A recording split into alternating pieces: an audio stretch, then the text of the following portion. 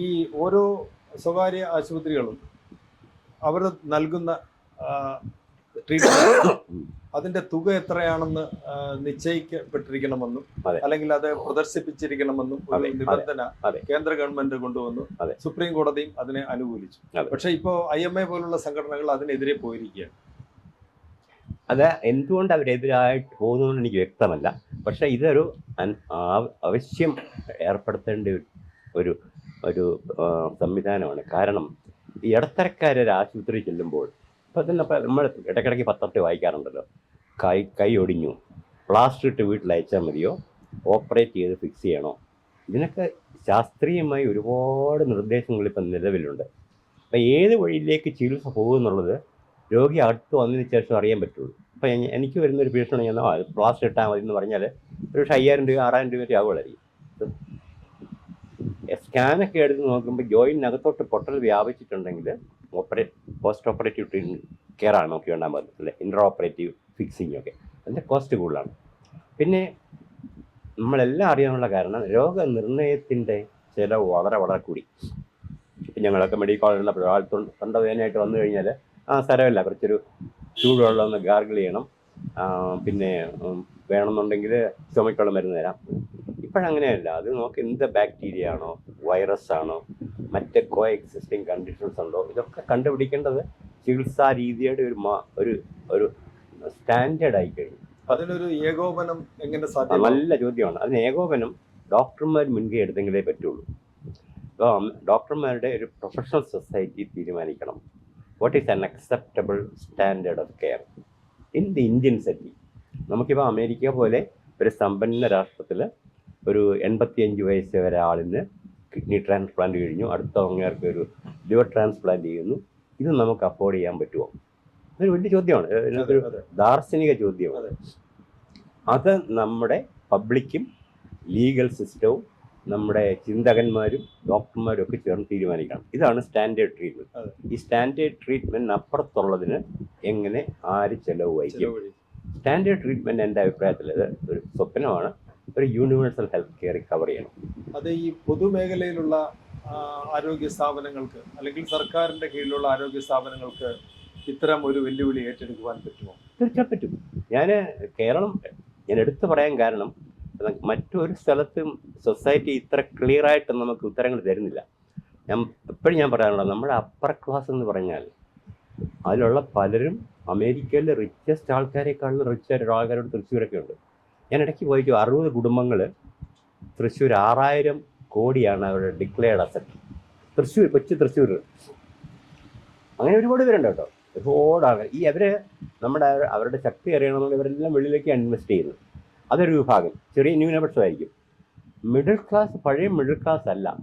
ഈ നമ്മുടെ private ആശുപത്രികളെയും jewellery മാർട്ടിനെയും ടെക്സ്റ്റൈലിനെയും എല്ലാം നിർത്തുന്ന മിഡിൽ ക്ലാസ്സാണ്. ഇവരെ കണ്ടാൽ സാമ്പത്തികമായിട്ട് പിന്നോക്കം നിൽക്കുന്നവരാണെന്ന് തോന്നും. പക്ഷെ ഒരു കല്യാണത്തിനൊക്കെ അവർ പഠിക്കുന്ന പണം നോക്കും, ചെലവഴിക്കാൻ അത്രയും അവരുടെ പർച്ചേസിങ് പവർ എന്ന് പറയുന്നത്. അപ്പം ഇതെങ്ങനെ നമുക്കൊരു ഇൻഷുറൻസിലേക്ക് മാറ്റിയെടുക്കാം? ഇതൊക്കെ ഞാൻ ചെറിയ ഉദാഹരണം പറയും. നോക്കും, 3 കോടി ആൾക്കാർ ഇവിടെ കേരളത്തിനകത്ത്, 1/2 കോടി കേരളത്തിന് പുറത്തുവാണെന്നാണ് റഫ് എസ്റ്റിമേറ്റ്. അപ്പോൾ ഈ 3 കോടി ആൾക്കാർക്ക് ക്യാൻസർ എടുക്കാം. 1 ലക്ഷം ക്യാൻസർ വരുന്നുണ്ടെന്നാണ് പറയുന്നത് ഒരു കൊല്ലം. 1 ലക്ഷം ക്യാൻസർ വരുന്നുണ്ടെങ്കിൽ അവരുടെ ചികിത്സയ്ക്ക് എന്ത് ചിലവാകുന്നത് ആക്ച്വറീസിനോട് ചോദിച്ചാൽ കണക്കൂട്ടി പറയും. ശരാശരി സ്റ്റാൻഡേർഡ് ട്രീറ്റ്മെൻറ്റ് കൊടുക്കാൻ. ഞാൻ ഒരു രോഗത്തിൻ്റെ മാത്രമേ പറഞ്ഞു. അപ്പോൾ ഈ 3 കോടി ആൾക്കാർക്ക് നമുക്ക് നോക്കാം. അതിൻ്റെ ഒരു ശരാശരി ഒരു ക്യാൻസറിൻ്റെ ചികിത്സയ്ക്ക് 30 ലക്ഷം ഒന്ന് വെച്ചോളൂ. 30 ലക്ഷം രൂപ 1 ലക്ഷം പേർക്ക് വെച്ച് കണക്ക് കൂട്ടിയാൽ 30 ലക്ഷം രൂപ നമ്മൾ അതിന് മാറ്റി വെച്ചെങ്കിലേ പറ്റുള്ളൂ. അത് ഈ 30 ലക്ഷം രൂപ എങ്ങനെ ഈ 3 കോടി ആൾക്കാരിൽ നിന്ന് ജനറേറ്റ് ചെയ്യാം? അത്രേ ഉള്ളൂ. അത് നമുക്ക് കണക്കൂട്ടി വരുമ്പോഴത്തേക്ക് എല്ലാവരും ഇൻഷുറൻസ് ചേർന്ന് കഴിഞ്ഞാൽ എളുപ്പമാണ്. ചേർന്നാൽ മാത്രം പോരാ, വാട്ട് ഈസ് സ്റ്റാൻഡേർഡ് എന്നുള്ളത് പ്രൊഫഷണൽസ് തന്നെ തീരുമാനിക്കണം. ഗവൺമെൻറ്റോ ഇൻഷുറൻസ് കമ്പനി അല്ല തീരുമാനിക്കേണ്ടത്. ഇപ്പോൾ നമുക്ക് കാർഡിയോളജി സൊസൈറ്റി ഉണ്ട്, ഓങ്കോളജി സൊസൈറ്റി ഉണ്ട്, കേരള ക്യാൻസർ കൺസോർഷ്യം ഉണ്ട്, പിന്നെ ഇപ്പം എന്താ പറയുക, association of medical and paediatric oncology, അവരെല്ലാം കൂടെ ചേർന്ന് തീരുമാനിക്കാം. ഒരു ലങ് ക്യാൻസർ വന്നു, ലങ് ക്യാൻസർ പേഷ്യൻറ്റിന് റേഡിയേഷൻ എത്ര കോസ്റ്റ് വരും, സർജറി ഉണ്ടെങ്കിൽ അതിന് എത്ര cost, chemotherapy, immunotherapy, targeted therapy, ഇതിനൊക്കെ എന്ത് ചിലവ് വരും, അത് ഒരു കണക്ക് കൂട്ടിയിട്ട് അത് അപ്രൂവ് ചെയ്യാനുള്ള ഒരു സംവിധാനം ഉണ്ടാകും. അപ്പം എൻ്റെ ഒരു വിശ്വാസം, നമുക്ക് ഞാനിപ്പോൾ കഴിഞ്ഞ ആഴ്ചയെ കുറിച്ച് പറഞ്ഞുള്ളൂ, നമ്മൾ ഈ രോഗങ്ങളെക്കുറിച്ചുള്ള കൃത്യമായ കണക്കുണ്ടാക്കിയാൽ നമുക്ക് കണ്ടുപിടിക്കാൻ പറ്റും ഒരു ചില എന്ത് വേണ്ടി വരും. സാർ, അപ്പോൾ അവിടെ ഈ നമ്മുടെ സർക്കാർ ആശുപത്രികളും അതുപോലെ സ്വകാര്യ ആശുപത്രികളും ഇന്ന് രണ്ടും ശക്തമാണ്. അപ്പൊ ഇവർ ഈ രണ്ട് മേഖലയിൽ നിൽക്കുന്ന ഈ ആരോഗ്യ ചികിത്സാ രംഗത്തെ വിദഗ്ധർക്ക് അവരുടെ ഒരു സംയോജിതമായ പ്രവർത്തനത്തിന് നമുക്ക് എന്താണ് വഴി? തീർച്ചയായിട്ടും നല്ലൊരു തുടക്കം കഴിഞ്ഞോളും ചെയ്തു. നമ്മള് കുറേ വർഷങ്ങളായിട്ട് സർക്കാർ സംവിധാനവും സ്വകാര്യ സംവിധാനങ്ങളും സമാന്തര രേഖകളായിട്ട് പോകുമായിരുന്നു. തമ്മിലൊരു സമ്പർക്കം ഒരിക്കലും ഉണ്ടായിട്ടില്ല. അപ്പം കഴിഞ്ഞ കൊല്ലം മുതൽ ഞങ്ങളെ ഗവൺമെൻറ്റിനോടും ഇവിടുത്തെ പിന്നെ ആരോഗ്യ രക്ഷാപ്രവർത്തകരോടൊക്കെ പറഞ്ഞനുസരിച്ച് കഴിഞ്ഞ ഫെബ്രുവരി 2025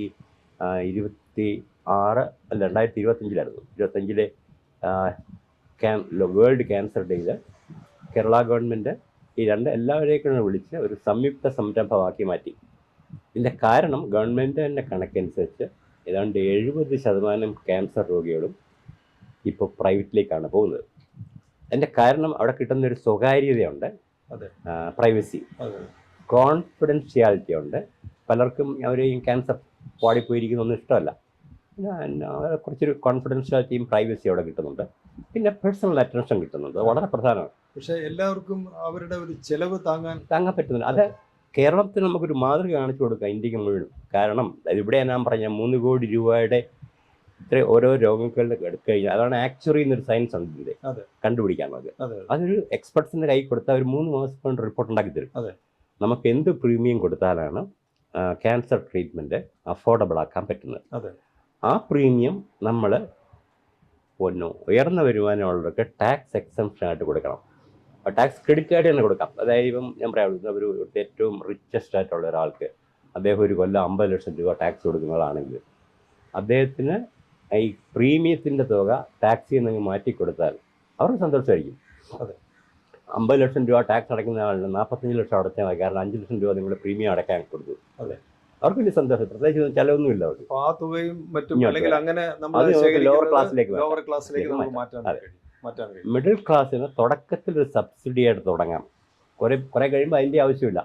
ഇപ്പം ഈ ജുവലേഴ്സിലൊക്കെ പോയി 5ഉം 10ഉം പവൻ വാങ്ങിച്ച് കല്യാണം നടത്തുന്നവർക്ക് ഒരു 1000-2000 രൂപ ക്യാൻസർ പോലെ ഒരു രോഗചികിത്സയ്ക്ക് പ്രീമിയം ആണെങ്കിൽ അടയ്ക്കണം എന്ന് പറഞ്ഞാൽ അത്ര വലിയ ബുദ്ധിമുട്ടുള്ള കാര്യം.